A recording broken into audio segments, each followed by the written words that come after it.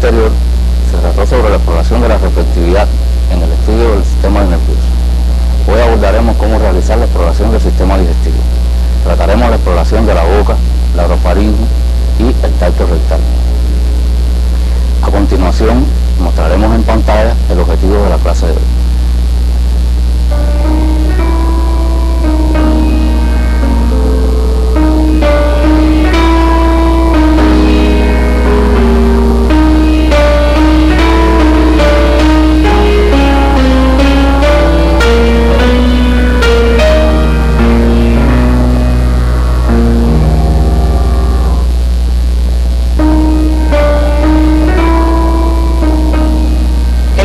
Físico de la boca es muy importante, tanto para el estomatólogo como para el gastroenterólogo y el médico en general, porque son múltiples sus alteraciones que pueden corresponder a enfermedades de la boca propiamente dichas y también a la de otros órganos y sistemas. Antes de la exploración de la boca, como ocurre antes de cualquier examen, el explorador debe lavarse las manos, de ser posible, en presencia del paciente. La inspección de la cavidad bucal se debe realizar en condiciones adecuadas. Preferiblemente debemos contar con luz natural. Para realizarla debemos situar al paciente delante de una ventana, de modo tal que reciba la luz y el explorador de espalda a esta. Si esto no es posible, podemos utilizar luz artificial como una linterna de bolsillo.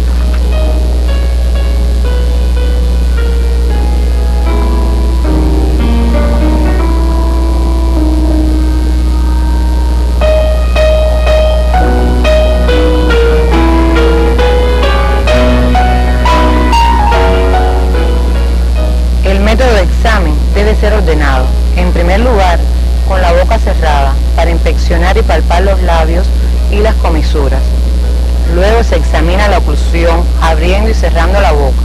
Después, con la boca abierta, se examina la mucosa interna de los labios y las encías, la mucosa de las mejillas, la lengua, estática y en movimiento, por su cara dorsal, sus bordes y su cara ventral, los dientes, el paladar duro, el paladar blando y por último la orofaringe. En el examen con la boca cerrada se inspeccionan los labios, observando la simetría, forma, color, así como alteraciones en estos o de las comisuras. El color de los labios puede variar con la raza y ser rojo azulado en los de piel negra, pero el resto de la mucosa es rosada en todas las razas. Es lisa, húmeda, libre de lesiones y exudados. Después, el examinador palpa los labios del sujeto con sus dedos enguantados o con la ayuda de una gasa.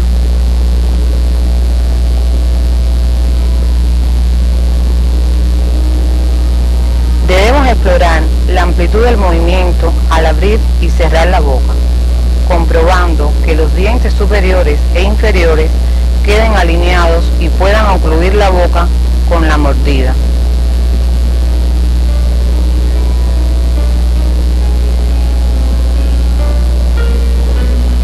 Ahora le pedimos al paciente que mantenga la boca abierta y procedemos a examinar el lado interno de los labios y la mucosa gengival en la superficie anterior de las encías. Para esto desplazamos los labios con los dedos enguantados o con una gasa. Para explorar la mejilla interna, usamos un depresor o un dedo cubierto con un guante. Exploramos la mucosa de la mejilla de un lado para apreciar sus características de humedad, color, higiene y la presencia o no de lesiones. Además, se examina detenidamente el orificio de salida del conducto de esteno, de la parótida, que se encuentra a cada lado de la mejilla a nivel del segundo molar del maxilar superior. Después se examina la mejilla del otro lado para evaluar las mismas características. A continuación procedemos a examinar la lengua. Primero la superficie dorsal con ella en su sitio para observar su tamaño, volumen, forma, color, humedad, lesiones y simetría. Si la lengua está bien papilada, tiene en su parte dorsal una textura ligeramente rugosa uniforme. La coloración normal es similar a la mucosa que la rodea. Además, debe ser húmeda y estar en posición central.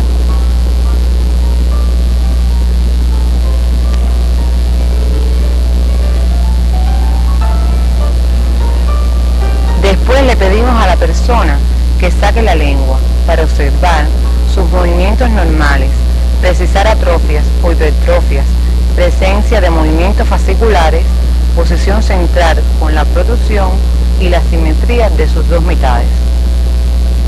Examinamos ahora sus bordes derecho e izquierdo, desplazándola lateralmente de forma pasiva con la ayuda de una gasa o pidiéndole al sujeto que lo haga por sí mismo de forma activa.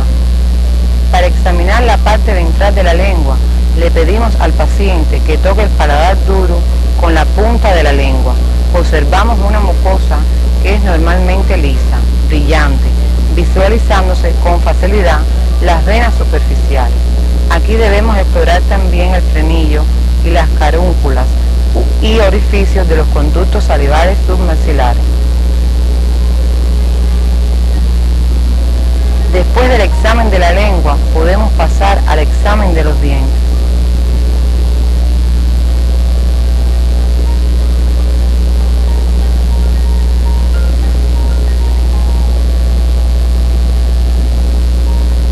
Aunque el examen de los dientes en detalle corresponde al estomatólogo, el médico debe examinarlos porque muchas enfermedades de otros sistemas pueden expresarse a través de signos dentarios y a la vez puede orientar al sujeto para su atención estomatológica cuando se precise.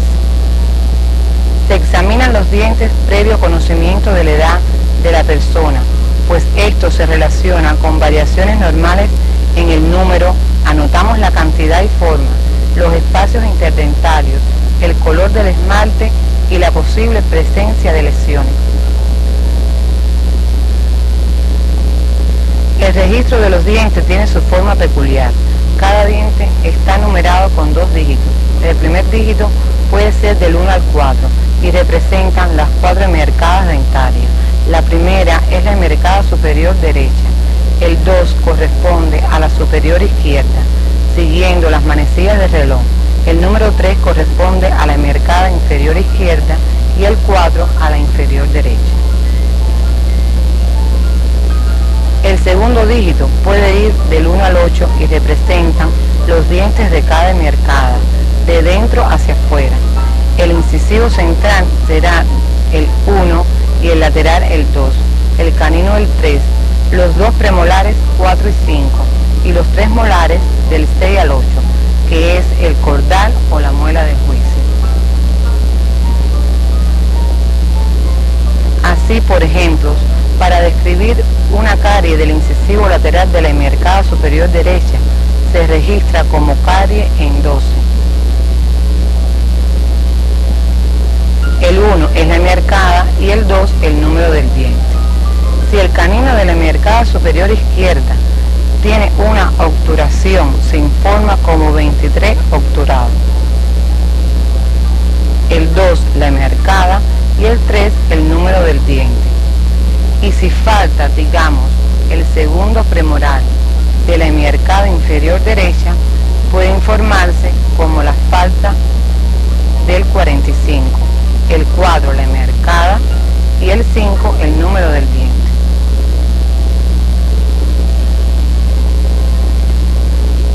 Seguidamente realizaremos el examen del paladar, primero el paladar duro y después el blando.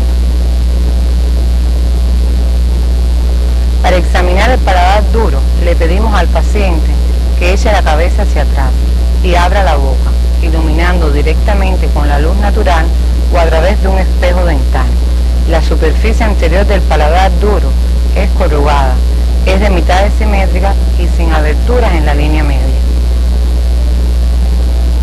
Después examinamos el paladar blando, que es membranoso, liso y movible. Primero se observa en reposo, evaluando la simetría del velo y la forma y posición central de la úvula.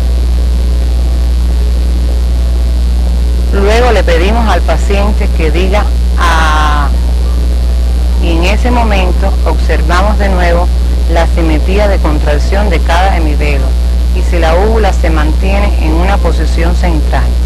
Podemos al inicio mandar a tragar al sujeto para que la saliva no pegue el extremo libre de la úvula al paladar y falsee su posición. Ahora debemos examinar la faringe posterior.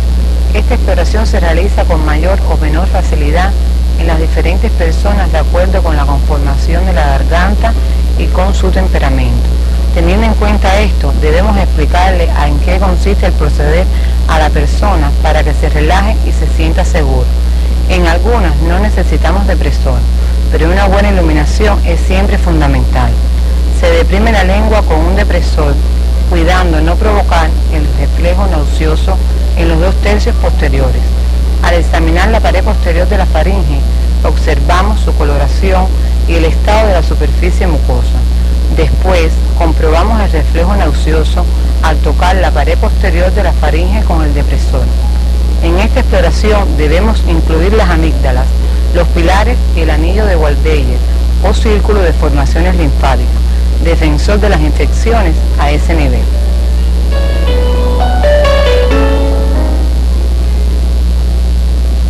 Hasta aquí el examen físico de la boca y la orofaringe. Ahora explicaremos los métodos para realizar el examen del hígado. En la palpación de este órgano utilizaremos diferentes métodos. La palpación simple o monomanual, como vemos, se realiza con el explorador situado a la derecha del paciente, con la mano derecha del médico debajo del reborde costal. Esta se puede colocar de plano, paralela al reborde, e invitar al enfermo a respirar profundamente, mientras se obtiene la impresión de conjunto del tamaño, superficie y consistencia del hígado. Pueden utilizarse los dedos para delimitar el borde inferior.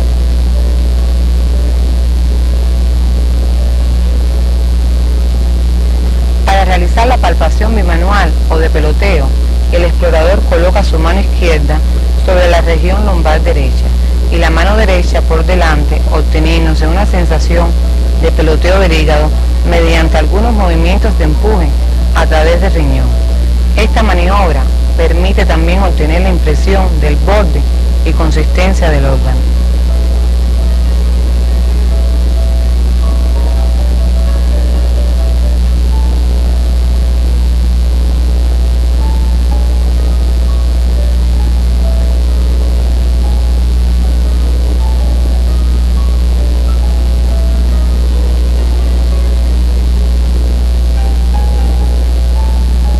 La palpación bimanual de Hilbert se utiliza para palpar el borde anteroinferior del hígado.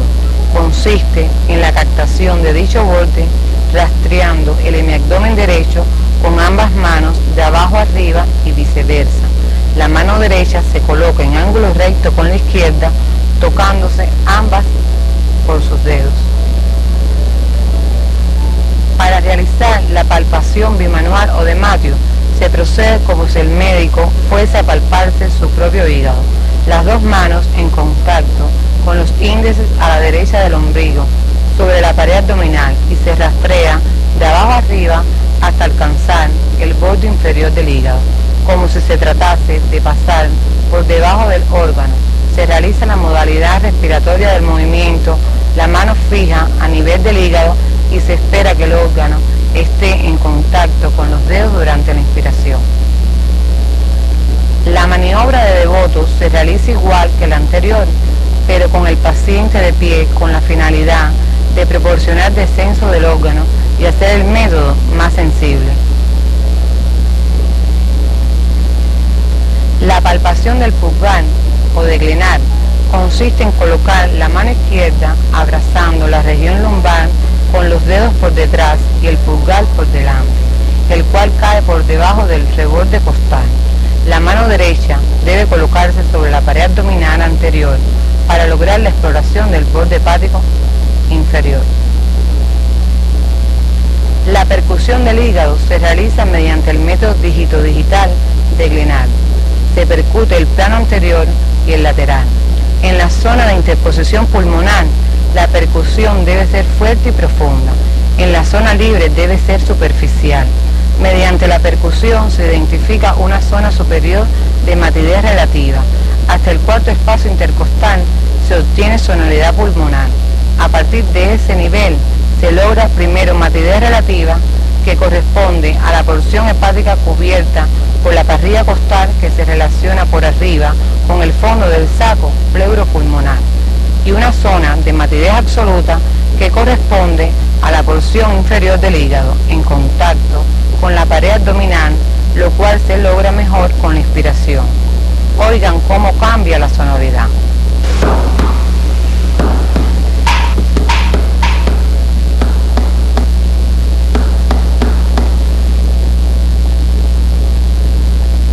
Con esto concluye la exploración del hígado. El otro aspecto de la exploración del sistema digestivo corresponde al examen de la región anorrectal.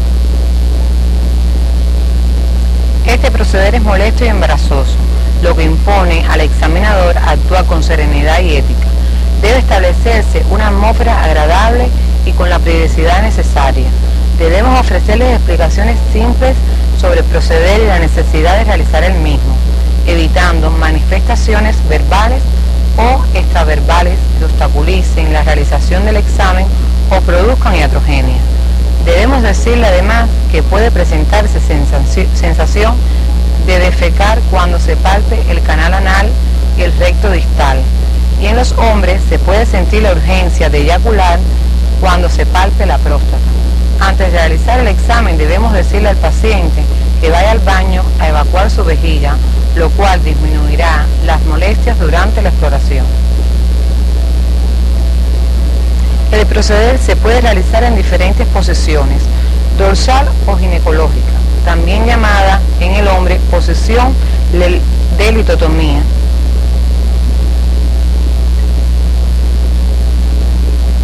Posición genupectoral, en una camilla habitual de reconocimiento o en la camilla de proctología. Posición de pie, flexionado sobre la camilla o en una mesa y agachada, de poco uso en nuestro medio. Y en decúbito lateral izquierdo, que es la más utilizada en la exploración digestiva, le orientamos a la persona que se acueste sobre el lado izquierdo, con flexión del miembro inferior derecho que queda arriba y el miembro inferior izquierdo en extensión que queda debajo.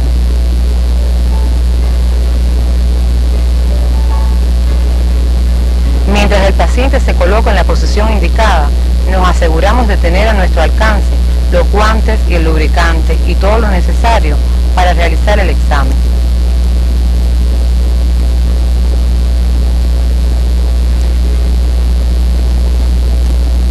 Ahora procedemos a realizar la inspección, para lo cual debemos garantizar que exista una buena iluminación. Examinamos el periné, la región perianal y el ano. Se separan los glúteos del enfermo con las manos enguantadas del explorador. Observamos los pliegues, lo que aumenta en número y profundidad, paralelamente al tono del esfínter. Estos deben separarse cuidadosamente para ver los surcos entre ellos. Observamos las características de la piel, la que no debe tener abultamientos ni orificios. La piel que rodea el ano puede ser más oscura, especialmente en los niños. El ano debe estar libre de lesiones o signos de irritación, como eritema o erupciones. No deben existir sangre ni mucus. Le decimos a la persona que puje y observamos si hay algún abultamiento, hemorroides, pólipos que protruyen en el ano. A continuación se realiza el tacto rectal. Con la mano no dominante del médico se separan los glúteos. Con el dedo índice de la mano dominante cubierto por un guante impregnado en vaselina u otra grasa lubricante o analgésica. Se hace presión ligera con el pulpejo del índice contra todo el ano, lo que relajará el esfínter y facilitará la inserción del dedo, inclinando este hacia abajo mientras lo introduce. Le decimos al paciente que contraiga el esfínter anal externo, apretándolo alrededor de su dedo para evaluar el tono muscular del esfínter. Para palpar el canal anal, se introduce el dedo apuntando en dirección al ombligo, diciéndole al sujeto que puje para relajar aún más el esfínter. Una vez obtenida esta relajación, frotamos el dedo para palpar toda la luz del canal anal. Se palpan las posterior, laterales y anterior del recto. Normalmente las paredes del ano y recto son permeables y lisas. Pueden palparse heces formadas suaves. En la pared posterior se evalúan los músculos elevadores del ano. En los hombres debe palparse la próstata y la pared anterior del recto. Frotando el dedo debemos identificar los lóbulos laterales y el surco medial de la próstata, precisando su sensibilidad, consistencia, superficie que debe ser lisa. Normalmente es redonda, de unos 4 centímetros de ancho por unos 2,5 centímetros de largo, con un surco mediano separado por 2 lóbulos. Debe sentirse gomosa, firme y libre de nódulos o masas. No debe ser dolorosa. Puede sentirse deseos de orinar cuando se palpa. En las mujeres, al rotar el dedo del examinador hacia la pared anterior, palpamos el cuello uterino, precisando si existe dolor o nódulos. Para terminar el examen, debe retirarse lentamente del recto el dedo del examinador, observándose el color de las heces. Cuide de no contaminar el periné con esta materia fecal. Cuando termine, ofrézcale a la persona tela o papel apropiados para limpiarse el periné o límpielo usted mismo.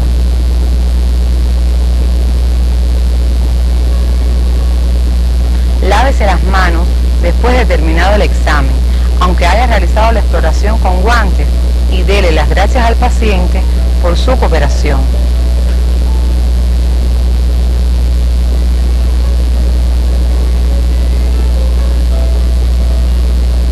Ahora veremos cómo se registra lo hasta aquí explorado. Primero la boca.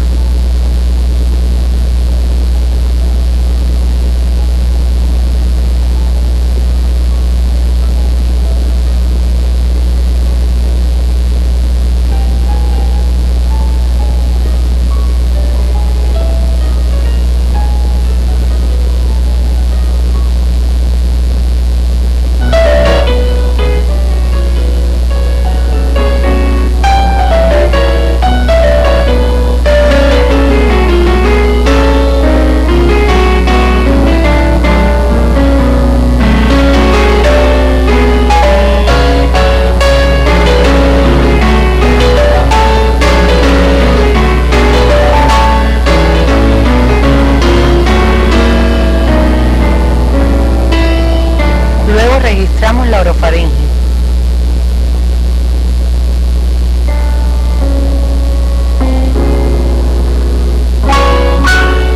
Después la zona hepática, límite superior y borde inferior. Si es palpable, describir sus características.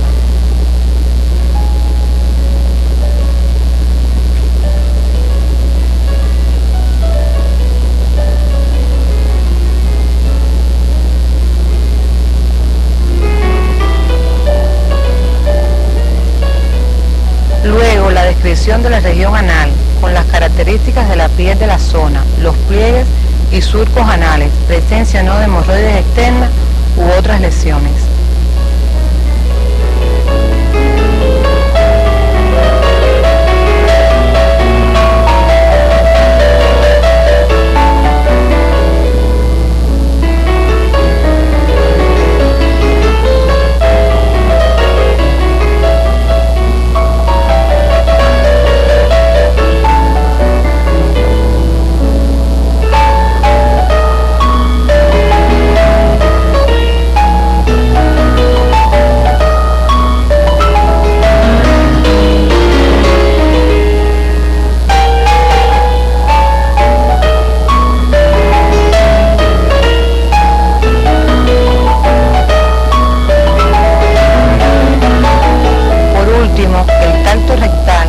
Características de la próstata y las vesículas seminales en el hombre.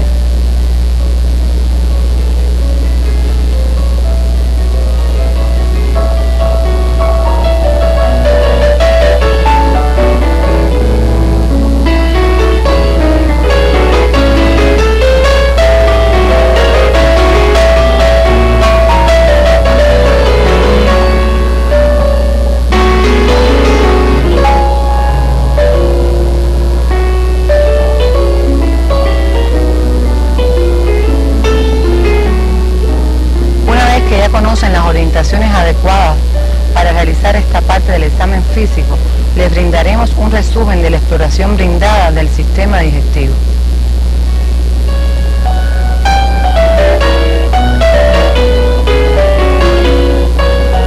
En el examen físico de la boca es muy importante, tanto para el estomatólogo como para el gastroenterólogo y el médico general, porque son múltiples sus alteraciones que pueden corresponder a enfermedades de la boca propiamente dicha y también a la de otros órganos del sistema.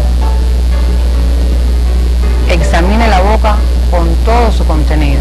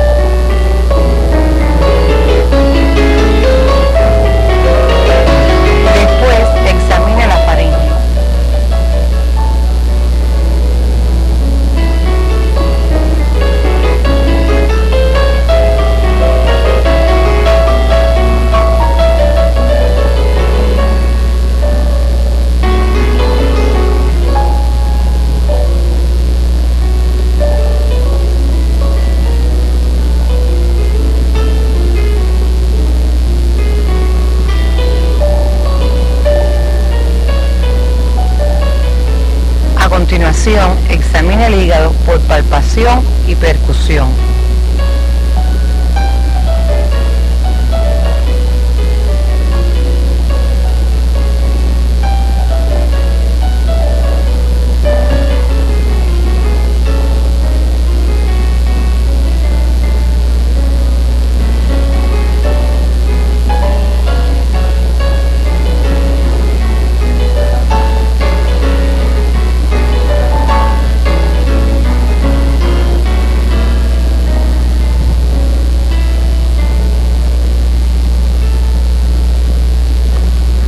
Procedemos a realizar la inspección del periné, la región perianal y el ano. Se separan los glúteos, observamos los pliegues, los que aumentan en número y profundidad paralelamente al tono del esfínter. Estos deben separarse cuidadosamente para ver los surcos entre ellos.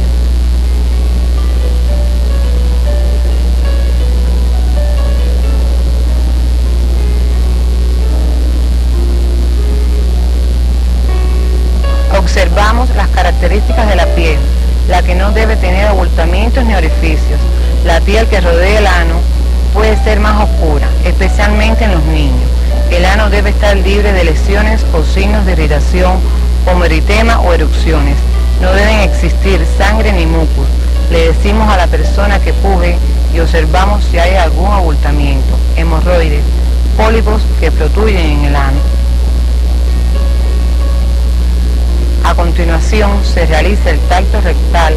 Con la mano no dominante del médico se separan los glúteos, con el dedo índice de la mano dominante cubierto por un guante impregnado en vaselina u otra grasa lubricante o analgésica. Se hace presión ligera con el pulpejo del índice contra todo el ano, lo que relajará el esfínter y facilitará la inserción del dedo, inclinando este hacia abajo mientras lo introduce. Le decimos al paciente que contraiga el esfínter anal externo, apretándolo alrededor de su dedo para evaluar el tono muscular del esfínter.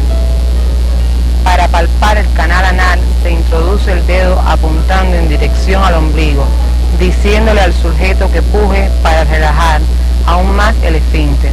Una vez obtenida esta relajación, frotamos el dedo para palpar toda la luz del canal anal. Normalmente las paredes del ano y el recto son permeables y lisas. Puede palparse heces formadas suaves. En la pared posterior se evalúan los músculos elevadores del ano. En los hombres debe palparse la próstata y la pared anterior del recto. Frotando el dedo debemos identificar los lóbulos laterales y el surco medial de la próstata, precisando su sensibilidad, consistencia, superficie que debe ser lisa. Normalmente es redonda, de unos 4 centímetros de ancho por unos 2,5 centímetros de largo, con un surco mediano separado por 2 lóbulos.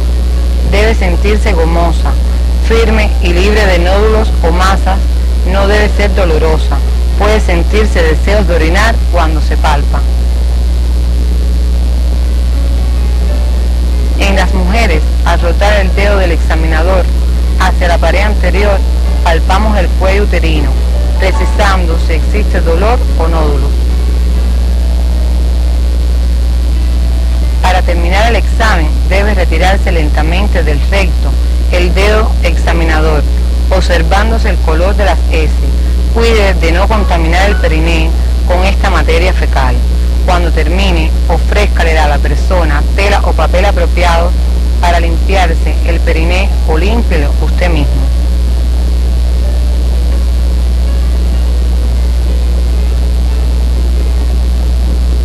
Lávese las manos después de terminado el examen, aunque haya realizado la exploración con guantes, y dele las gracias al paciente por su cooperación.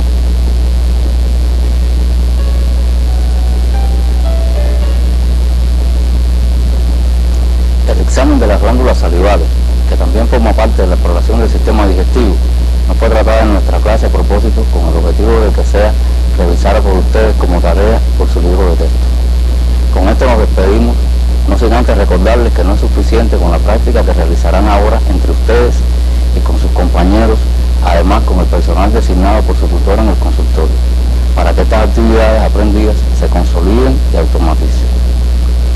La bibliografía la pueden encontrar en el libro de texto de propedéutica clínica de Yani y Perdomo, en el capítulo 16. Nuestra próxima teleconferencia tratará sobre la exploración del examen en los sistemas hemolinfopoietético y urinario, que deben revisar con antelación. Con esto nos despedimos. Muchas gracias por su atención y hasta la próxima.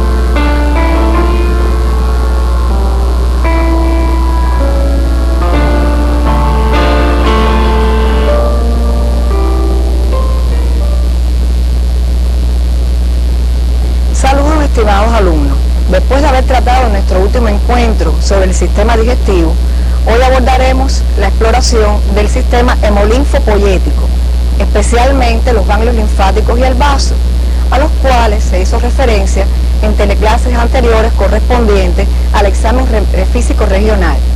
Pero ahora lo vamos a estudiar detalladamente. El sistema linfático interviene en la hematopoiesis del adulto y está integrado por los vasos y ganglios linfáticos que originan los linfocitos, los monocitos y las células plasmáticas linfáticas. La linfa es producida por los tejidos y recogida por los canales linfáticos que se unen para formar los vasos linfáticos.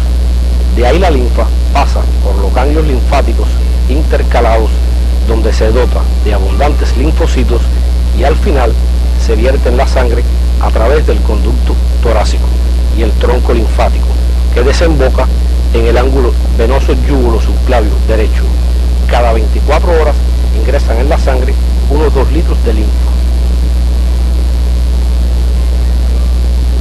Los ganglios linfáticos del organismo son más de 200 y se hallan situados sobre todo en las proximidades de los grandes vasos y en la superficie de flexión.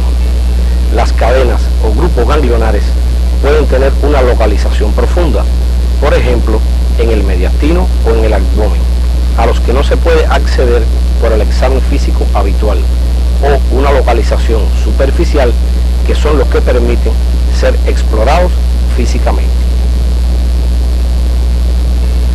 Los ganglios linfáticos superficiales se localizan en la cabeza, el cuello, las áreas supraclaviculares y subclaviculares, las axilas, las áreas epitrocleares, las regiones inguinales y en las fosas oblicuas. La exploración de los ganglios linfáticos se realiza por inspección y palpación en cada una de estas áreas. Los ganglios linfáticos normales por lo general no son visibles ni palpables, pero es indispensable su exploración para asegurarnos que el sujeto no tiene una afectación en este sistema.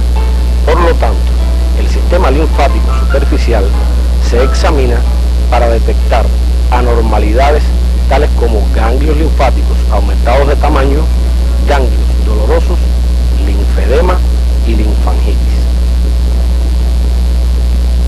Inspección. Realice la inspección en cada región para localizar algún ganglio visible, aumentado de volumen o líneas o trayectos rojos. Palpación. Existe variabilidad entre los individuos en cuanto al número y localización de los ganglios linfáticos en un área particular. Usted debe palpar toda la región donde pueda localizarse una cadena linfática. Los ganglios linfáticos aumentados se detectan con más facilidad con palpación superficial que con palpación profunda. Debemos preguntar si se siente alguna molestia o dolor. Los ganglios linfáticos palpables deben distinguirse del tejido subyacente como el músculo. A diferencia de otros tejidos, un ganglio linfático aumentado habitualmente puede desplazarse entre los dedos del examinador hacia arriba, hacia abajo y hacia los lados. Hay que recordar que cuando se palpen ganglios linfáticos se describen en términos de localización, tamaño en milímetros o centímetros, forma, consistencia, delimitación, movilidad y sensibilidad o dolor.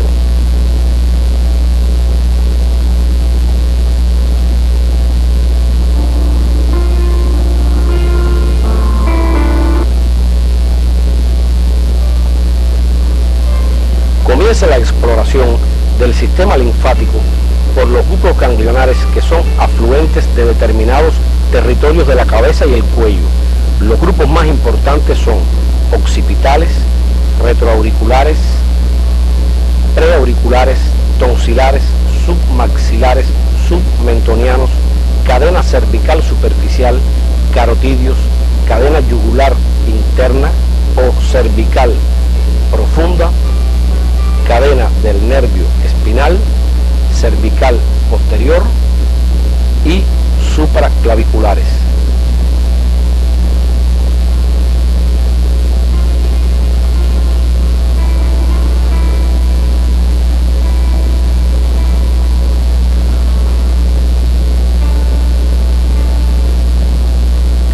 Primero, observe minuciosamente toda la región y cada una de estas zonas, buscando líneas o trayectos rojos en los sujetos de piel blanca o aumentos de volúmenes que pudieran corresponder a ganglios linfáticos aumentados de tamaño.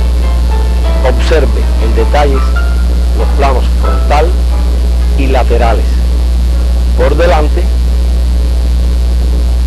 y después la región posterior.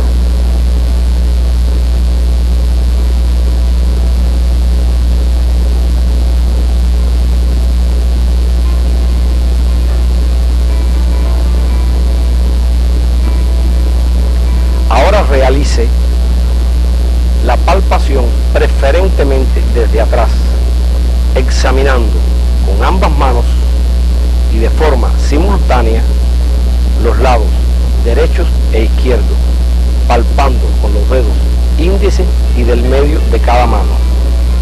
Puede ser útil una ligera flexión de la cabeza y girarla alejándose del área que va a ser examinada. Realice la palpación en un orden sistemático, siempre el mismo, de forma tal que los movimientos de sus dedos se automaticen y no quede ninguna zona por ser palpada. Comience a palpar las regiones occipitales y de la nuca de cada lado de forma superficial y con un movimiento circular de los dedos índice y del medio. Continúe la palpación de los ganglios retroauriculares.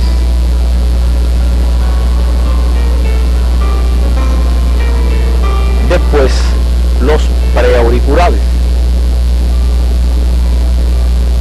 Luego, los tonsilares o amígdalas. Pregunte siempre al sujeto mientras palpa sus ganglios si experimenta molestia o dolor. Continúe la palpación de los ganglios submaxilares a cada lado y en el tercio medio por dentro de la mandíbula y submentonianos, también por dentro de esta, pero debajo del mentón. Pase ahora a palpar la cadena cervical superficial, a los lados y por fuera del esternocleidomastoideo, zona donde pudiera encontrarse algún que otro ganglio muy pequeño y benigno en sujetos normales. Continúe palpando la cadena yugular interna, cervical profunda, o ganglios cariotidios que se localizan insertando los dedos de forma de gancho por dentro del esternocleidomastoideo. Tenga cuidado con la palpación de estos ganglios y la posibilidad de presión o masaje del seno carotidio, situado también en esta zona, lo que puede provocar bradicardia que puede ser intensa y llevar al síncope, por lo que se recomienda que se explore un lado primero con cuidado y después el otro. Palpe ahora la cadena del nervio espinal o cervical posterior por delante de los trapecios. Hágalo de dentro a afuera, de manera que cuando termine de palpar los ganglios supraclaviculares de fuera hacia adentro,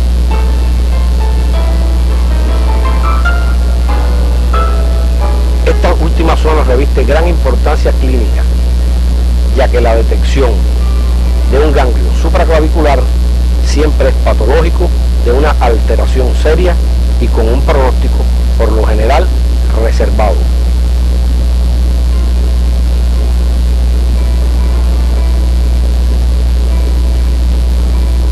Pasemos ahora a los ganglios de la axila.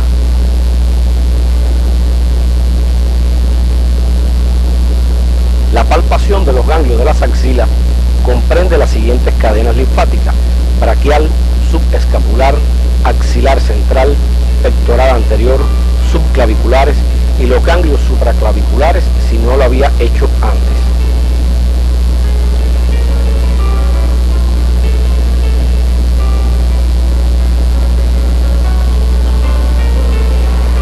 Realice la palpación de las axilas buscando los ganglios linfáticos, aunque su hallazgo también es anormal. Para palpar la axila con los músculos relajados, coloque para el lado derecho el antebrazo derecho en aducción encima de su antebrazo izquierdo o de su hombro. Coloque en la axila la mano izquierda y la mano derecha sobre la superficie anterior del tórax. Para el izquierdo, adopte la posición contraria.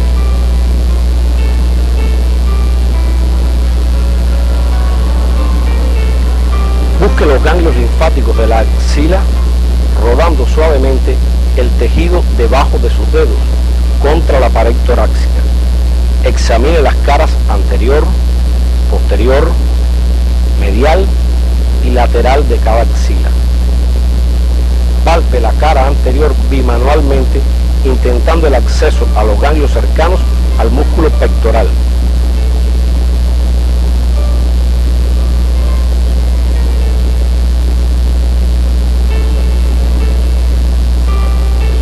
Además, palpe los ganglios subclaviculares y, si no lo había hecho antes, palpe también los ganglios supraclaviculares. Ganglios epitrocleares.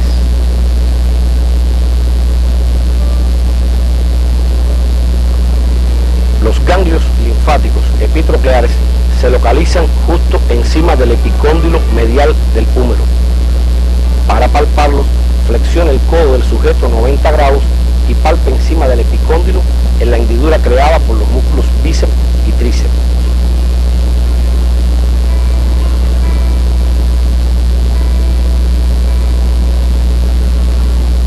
Palpe primero un lado y después el otro.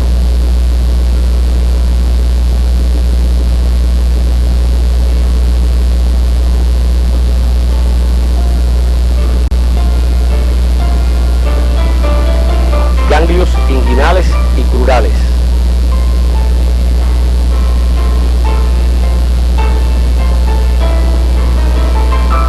Examine los ganglios linfáticos superficiales de las regiones inguinales. Estos deben palparse con el sujeto en decúbito supino, con las rodillas ligeramente flexionadas, respetando los principios de la ética médica, el pudor del paciente y sin cometer iatrogenia. Palpe en sentido horizontal, buscando la cadena inguinal superficial a lo largo del ligamento inguinal.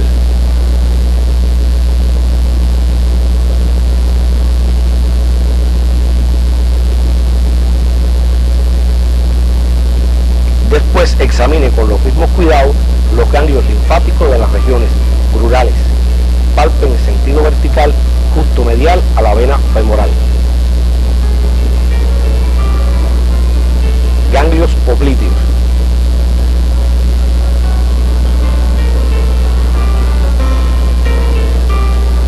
Examine por último los ganglios linfáticos de ambas fosas popliteas.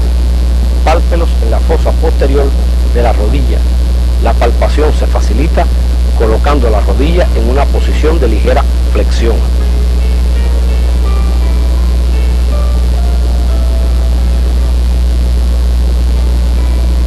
Registre por escrito la exploración de los ganglios linfáticos. Acostúmbrese a registrarlos todos, mencionándolos en el mismo orden que los explora. De esta forma, automatiza el aprendizaje de todas las cadenas que debe explorar.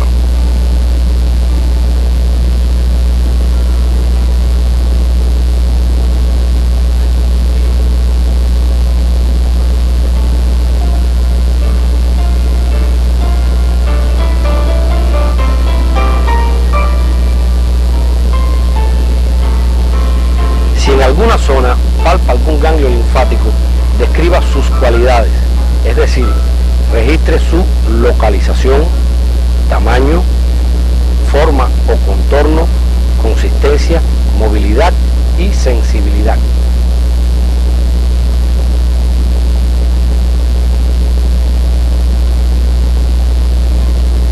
Una vez terminado el examen de los ganglios linfáticos, pasemos ahora a la exploración del vaso.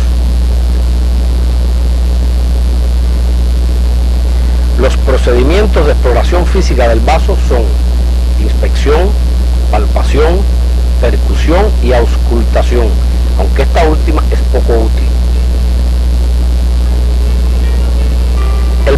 normalmente no es visible. La inspección se realiza solo para descartar la presencia de agrandamientos considerables del vaso que abultan el abdomen en sentido oblicuo, desde el hipocondrio izquierdo en dirección hacia la fosa ilíaca derecha.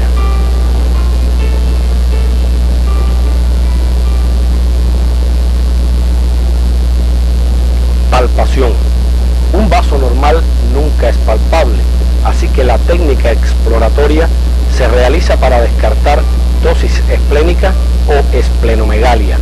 Habitualmente, el vaso debe haber crecido 3 veces su tamaño normal antes de ser palpable. Realice la palpación en decúbito dorsal. Pídale a la persona que se coloque con las piernas extendidas y los brazos a los lados del cuerpo, respirando tranquilamente. La posición será más cómoda con una almohada no muy alta sobre la que descanse la cabeza.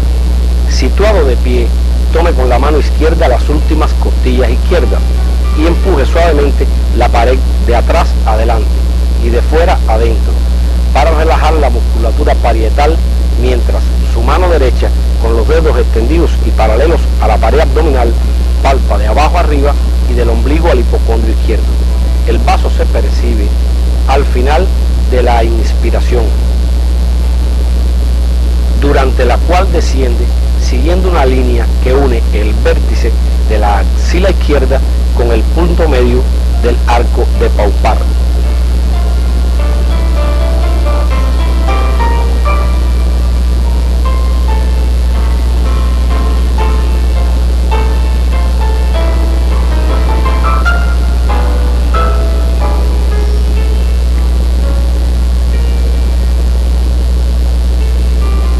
Palpación en posición diagonal, posición de Schuster.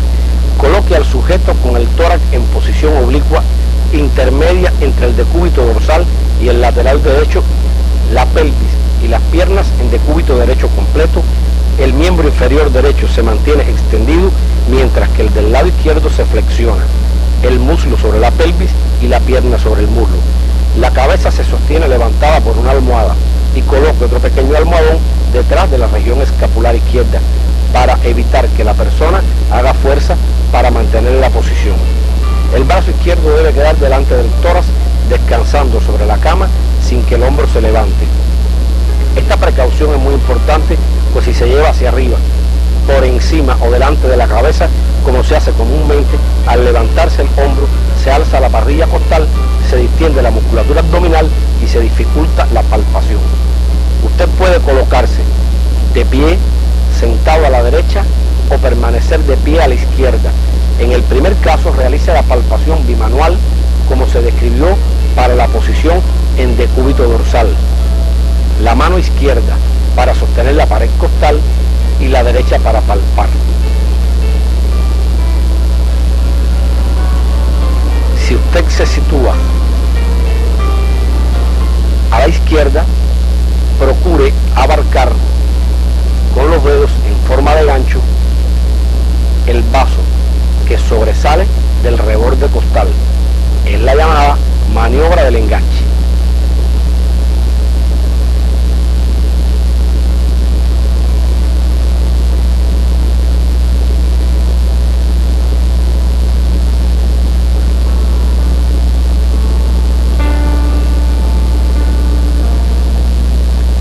Para percutir el vaso, coloque al examinado en decúbito lateral derecho.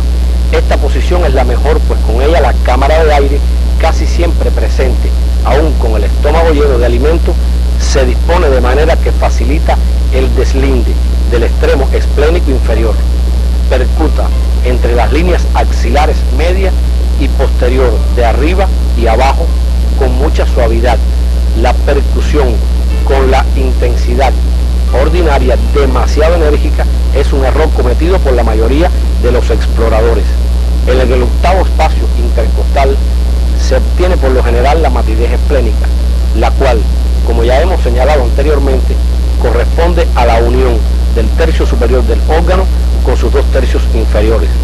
A partir del punto en que se obtuvo la matidez esplénica, sigue una línea descendente paralela al curso de las costillas, hasta encontrar un timpanismo claro que sirve para delimitar su poro antero inferior.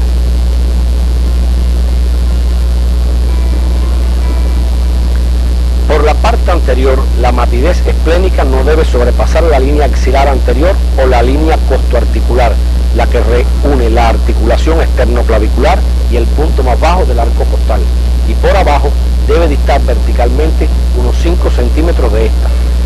Si la matidez del vaso mide más de 7 centímetros de altura en la dirección del eje del cuerpo, en el adulto de talla media ya debe considerarse como patológico. En cuanto a la auscultación, como ya dijimos, no es útil en el sujeto supuestamente sano. No obstante, no debe olvidar realizarla en el enfermo sintomático.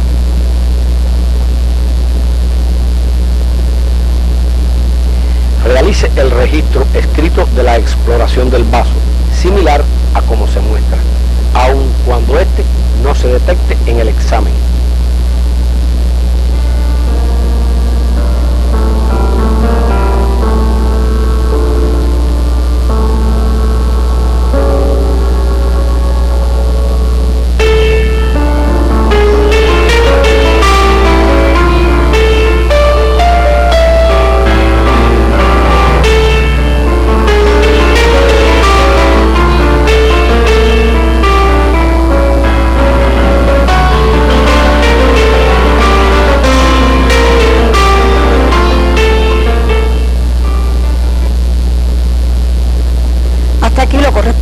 Al sistema linfático y del vaso, donde se supone finalice nuestra clase. Sin embargo, teniendo en cuenta que no se dará una teleclase para el examen físico urogenital, ya que el examen de los genitales no se encuentra contemplado prácticamente en este semestre, vamos a dar la exploración de los riñones y los uréteres.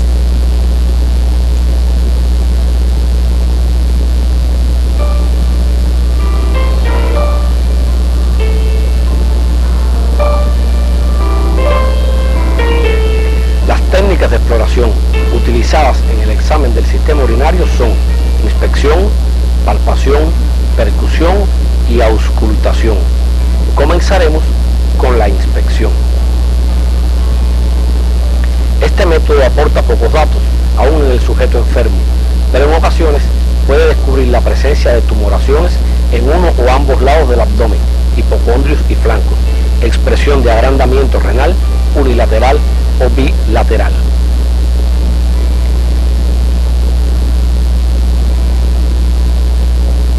Normalmente los riñones no son palpables. Además de la palpación tradicional del abdomen, existen maniobras útiles para demostrar la ausencia de riñones palpables o los discretos crecimientos o descensos de estos. Estas maniobras son procedimiento bimanual de Guyon, peloteo renal, maniobra de Glenard, método de Coelet, puntos dolorosos, pielo-renos ureterales.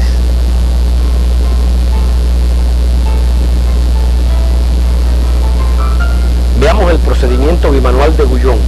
Con el sujeto acostado boca arriba, el médico, del mismo lado del riñón que se explora, coloca en la región lumbar del examinado su mano izquierda, si se trata de palpar el riñón derecho, con la extremidad de los dedos a 5 o 6 centímetros de la línea media, de manera que quede sobre la fosa renal y ejerza contra ella una presión moderada y constante hacia arriba. La mano derecha se coloca en la pared anterior por debajo del reborde costal, sobre el límite externo del recto anterior de ese lado. Los dedos deben quedar en un plano paralelo a la pared abdominal. El médico hace la presión con la yema de los mismos, no con la punta, y los mantiene erectos, haciendo los movimientos necesarios a expensas de la articulación metacarpofalángica. La mano derecha debe ir profundizándose hacia la pared posterior, impulsando los dedos solo en las inspiraciones, hasta llegar a palpar el riñón de ese lado, cuando está descendido o aumentado.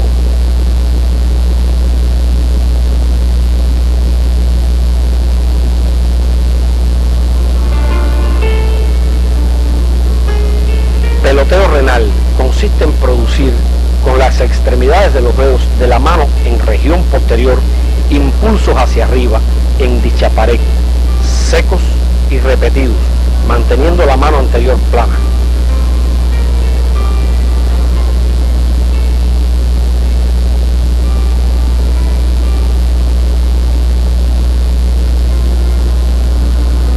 Realice la maniobra en el otro lado, invirtiendo su posición como examinador y la de sus manos.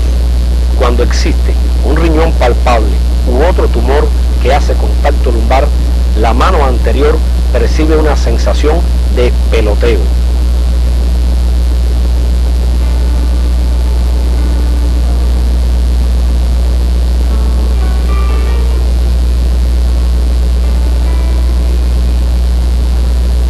Para que un peloteo sea genuinamente renal, deben tomarse varias precauciones. El impulso lumbar debe efectuarse en el punto costomuscular, pues solo el riñón pelotea en esa zona. El choque percibido por la mano en el abdomen debe ser intermitente, es decir, no mantenerse durante todo el tiempo en que se empuja la otra mano desde la región lumbar.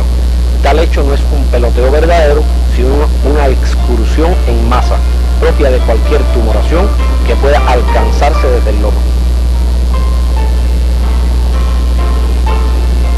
Toda maniobra debe realizarse a la altura de la línea medio clavicular, pues si se hace por fuera de ella, la mano en el abdomen percibe un falso peloteo, creado por la mano situada en la región lumbar a través de la escasa masa cutáneo-muscular del flanco, ilusión tanto más posible cuanto más flácido es el abdomen del sujeto. En caso de dudas, esta transmisión lateral del impulso lumbar puede interrumpirse al colocar sobre el flanco el pulgar de la mano situada en la región lumbar.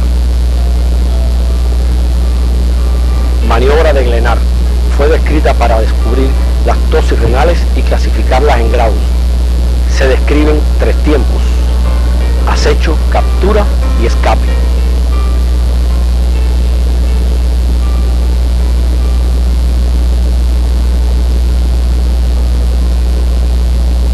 Acecho. Se coloca la mano izquierda, si se pretende palpar el lado derecho, de manera que el borde superior del dedo del medio quede por debajo y paralelo a la 12ª costilla, llegando su extremo hasta el límite con la masa sacrolumbar derecha. El pulgar se deja por delante, en oposición al dedo del medio, formando con él una especie de pinza. Captura. Durante la inspiración, el riñón palpable sobrepasa la pinza digitopulgar, lo cual lo captura en la apnea postinspiratoria. Si esto no se produce, no existe una verdadera tosis. Escape. En la expiración, el riñón se escapa de la pinza digital, moviéndose hacia arriba o se mantiene fijo por la pinza, lo que es frecuente en la tosis renal.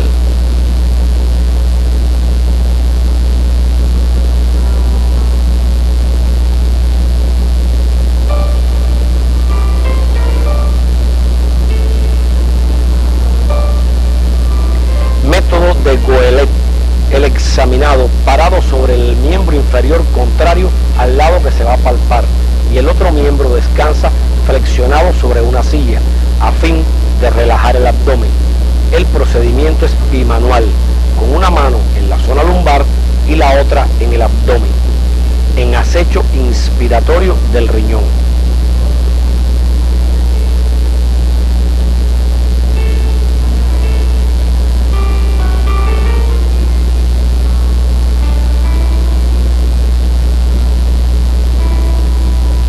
Puntos dolorosos reno-ureterales. Tienen por objeto despertar por medio de la palpación el dolor a distintos niveles del trayecto de los nervios a que suele referirse el dolor renal, que en definitiva proceden de las últimas raíces dorsales y primera lumbar. Su inconstancia en las nefropatías y su presencia ocasional en otras afecciones hacen que conserven solo un valor relativo y que unos pocos mantengan cierta vigencia.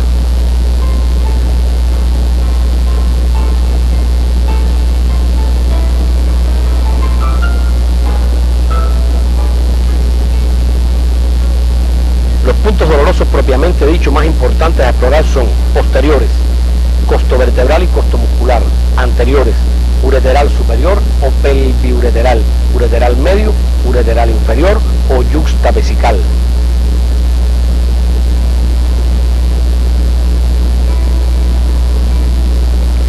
Costovertebral. Con el sujeto sentado o parado, se busca en el ángulo que forma el borde inferior de la duodécima costilla con la columna vertebral de cada lado. Corresponde a la salida por el agujero de conjunción del duodécimo nervio intercostal. Costo muscular. Se explora en la unión del borde inferior de la duodécima costilla con el borde externo de la masa muscular espinal de cada lado. Corresponde a la rama perforante posterior del duodécimo nervio intercostal en el punto en que se hace superficial.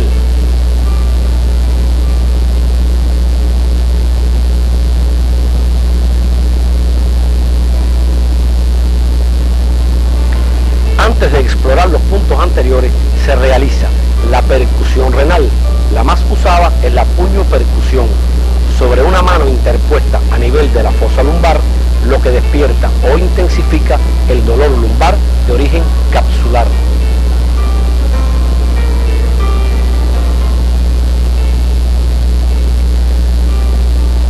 Punto ureteral superior o pelviureteral. Se busca a cada lado a la altura de la línea umbilical, en su intersección con el borde externo del recto anterior. Corresponde a la unión ureteropiélica. Suele ser doloroso en la pielonefritis, la litiasis, renoureteral, etc. Punto ureteral medio. Se busca en la unión de la línea biilíaca con cada una de las verticales levantadas desde las espinas del pubis.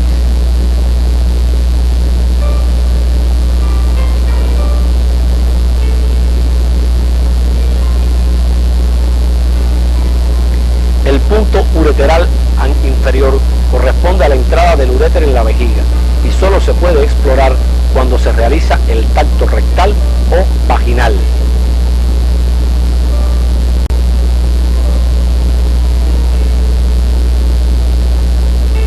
Por último, se realiza la ocultación de las regiones lumbares y los flancos para la búsqueda de soplos arteriales. Ha adquirido renovado interés con la pesquisa etiológica de la hipertensión renal.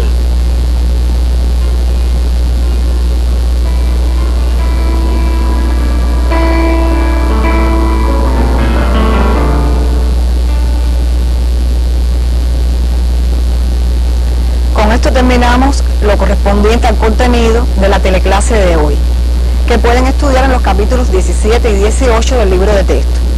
Como esta es nuestra última teleclase, quiero finalizar dándole la palabra al doctor Gabriel Perdomo González, profesor principal de nuestra asignatura Introducción a la Clínica y creador y coautor principal del libro de texto. Sin más, el profesor. No queremos dejar pasar estos minutos finales de la última teleclase sin dejar de agradecerles su colaboración tanto a los profesores que han intervenido y que han hecho de una manera u otra posible estas teleclases, como a todo el personal del canal educativo, tanto en mi nombre como en nombre de todo el colectivo docente, ya que realmente han tenido una paciencia y dedicación extraordinaria en todos los sentidos. Hay que hacer un agradecimiento especial a todas las compañeras y compañeros editores jóvenes que mucho más que técnicos son artistas. Además, hay que dejar bien claro la participación extraordinaria de todos los camarógrafos, de todo el personal técnico, luminotécnico y tanto choferes como el resto del personal que laboró en la filmación de exteriores. Por último, es importante señalar la participación de nuestro director, el compañero